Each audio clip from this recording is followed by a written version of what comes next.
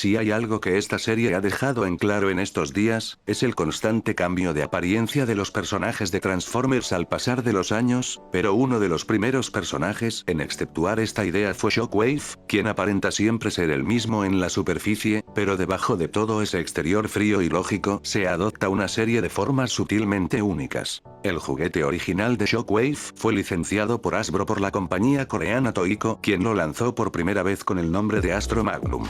La forma de la pistola láser era incongruente a comparación con los animales y vehículos terrestres que los otros Transformers habían adoptado, pero el escritor de Marvel Bob Budiansky concebiría una explicación a esto en el perfil de personaje de Shockwave, explicando que él no vino a la Tierra con los otros Transformers y por ello mantuvo su forma alienígena que tenía en Cybertron.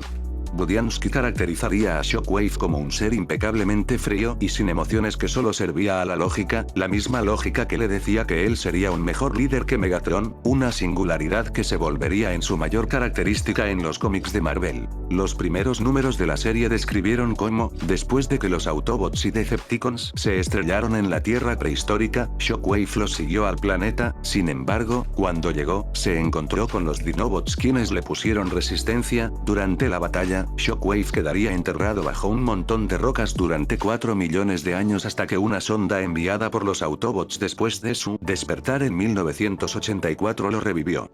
Al ver que Megatron había sido derrotado por los Autobots y sus aliados humanos, Shockwave actuaría rápido, incapacitando a los Autobots exhaustos por la pelea, derrocando al debilitado Megatron en combate y tomando el cargo de líder de los Decepticons.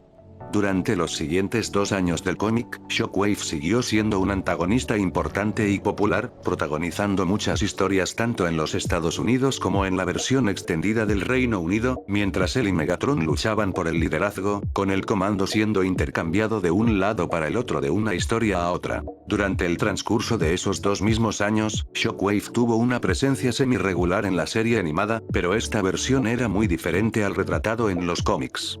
Esta versión del personaje era un fiel servidor, no era lógico y no tenía emociones o ambiciones propias más allá de proteger Cybertron, tal y como Megatron se lo había ordenado, incluso aun cuando Starscream le dijo que él era el nuevo líder de los Decepticons.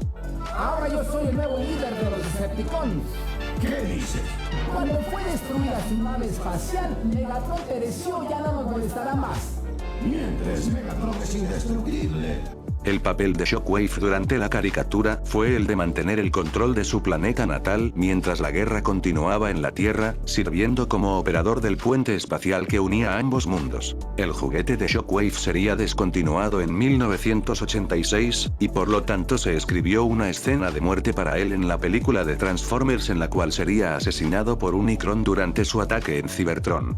La escena no aparecería en la película, pero Shockwave dejó de aparecer en la caricatura. Por el contrario, tomaría más de un año antes de que el cómic de Marvel eliminara al personaje cuando fue enviado a la atmósfera de la Tierra después de una batalla espacial con el masivo Autobot Fortress Maximus, en donde se vería arder mientras caía. Pero aunque estaba caído, Shockwave no estaba fuera, continuó apareciendo en historias relatadas por el Reino Unido y regresaría para el último año del cómic norteamericano, librando una guerra civil Decepticon contra el nuevo líder Scorponok. El final del cómic de Marvel marcó la última aparición de Shockwave por algún tiempo, no protagonizaría ninguna nueva serie de Transformers hasta principios de la década del 2000, y cuando finalmente regresó una gran disparidad entre la caricatura clásica y la versión impresa se presentaría. A diferencia de otros personajes heredados, no había una visión singular en la cual basar las nuevas encarnaciones de Shockwave. No había duda de que su popularidad ganada por los fanáticos fue producto de subversión de Marvel, pero la caricatura era demasiado importante para ser ignorada y así empezó la práctica de los creadores eligiendo entre los dos, a veces combinando elementos de ambos para crear nuevos y únicos giros en Shockwave para cada serie en la que apareció. Los cómics tienden a ser donde esta práctica es más obvia, siendo que las dos representaciones clásicas son combinadas para representar a Shockwave como un Decepticon cuyo objetivo principal es el de proteger y preservar Cybertron, como en la caricatura, pero a expensas de todo lo demás, incluyendo la lealtad faccional, con el fin de cumplir sus propios maquiavélicos objetivos en nombre del bienestar del planeta y a menudo oponiéndose a Megatron, como en el cómic. Los cómics Dreamwave serían los primeros en adoptar este enfoque en sus cómics de generación 1 de corta duración a principios de la década del 2000, en el que Shockwave realmente trajo paz a Cybertron mientras Megatron y Optimus Prime estaban peleando en la Tierra, como parte de un plan más grande y oscuro que estaba persiguiendo. Los cómics añadirían una inclinación científica al personaje, su deseo de ver a Cybertron seguro se extendió a la experimentación de su gente, jugando con su genética y dando como resultado la creación de los triple cambiadores, los Duocons, etc. Debido a que los cómics de Dreamwave se cancelaron a mitad de camino, nunca se pudo ver los planes de Shockwave cumplidos, pero el concepto del científico loco no se olvidaría e influiría en varias encarnaciones futuras, como el Shockwave visto en los cómics de IDW años después.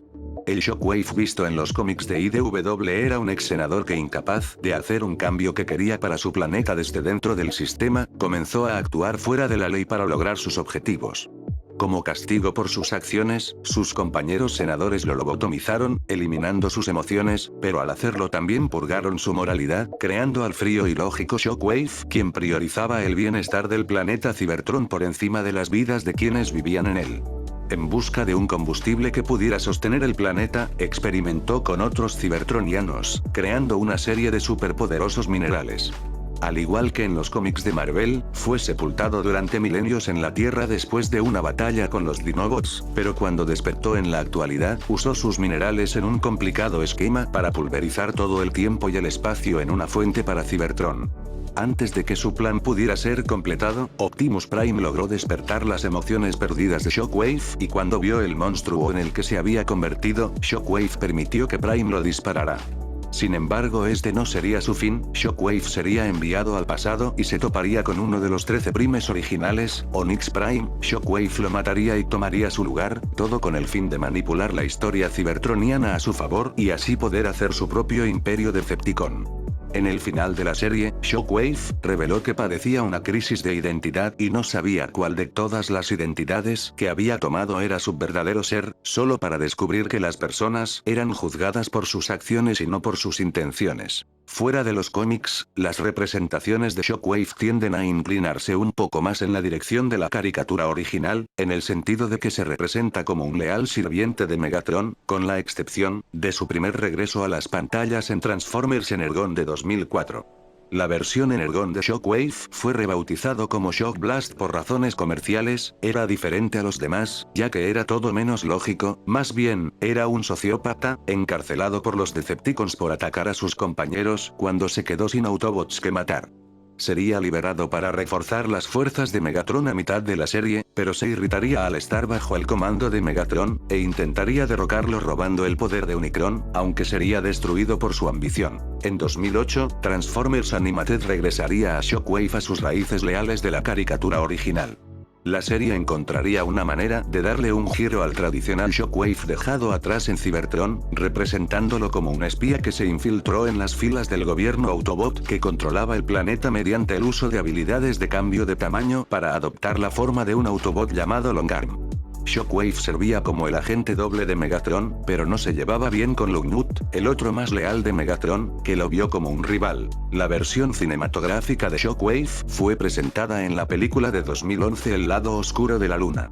Era una máquina de matar sin remordimientos y sin objetivos superiores. Era peligroso por sí solo, pero su colosal mascota monstruo llamada Driller lo hizo el ejército de uno.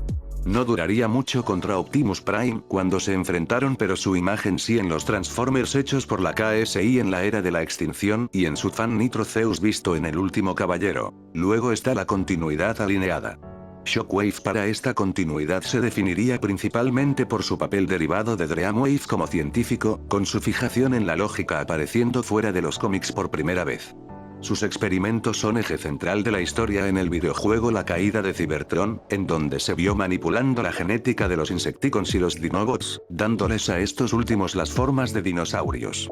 Cuando se unió al elenco de Transformers Prime en su tercera temporada, estuvo en él trabajando clonando Predacones prehistóricos a partir de fósiles. En Prime, se encontró con frecuencia chocando con Starscream, quien le aterraba la idea de que Shockwave le robara la posición como segundo al mando.